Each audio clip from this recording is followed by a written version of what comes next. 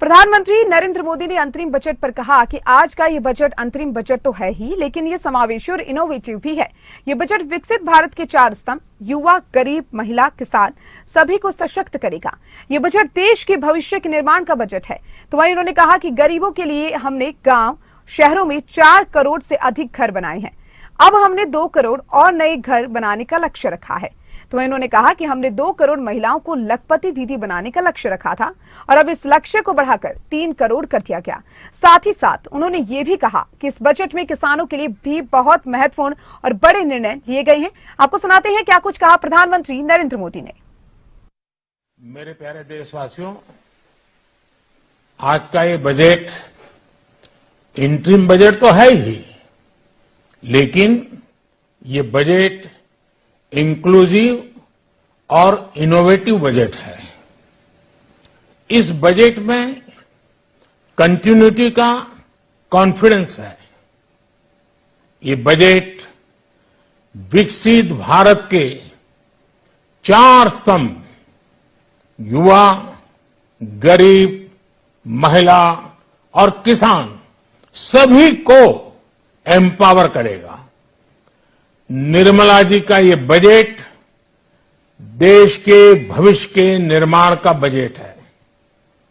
इस बजट में 2047 के विकसित भारत की नींव को मजबूत करने की गारंटी है। मैं निर्मला जी और उनकी टीम को बहुत बहुत बधाई देता हूं। साथियों, हम एक बड़ा लक्ष्य तय करते हैं, उसे प्राप्त करते हैं और फिर उससे भी बड़ा लक्ष्य अपने लिए तय करते हैं। गरीबों के लिए हमने गांवों और शहरों में 4 करोड़ से अधिक घर बनाए। अब हमने 2 करोड़ और नए घर बनाने का लक्ष्य रखा है। हमने 2 करोड़ महिलाओं को लखपति दीदी बनाने का लक्ष्य रखा था। अब इस लक्ष्य को बढ़ाकर 3 करोड़ लखपति दीदी बनाने का कर दिया गया है। आयुष्मान भारत योजना ने गरीबों की बहुत मदद की है।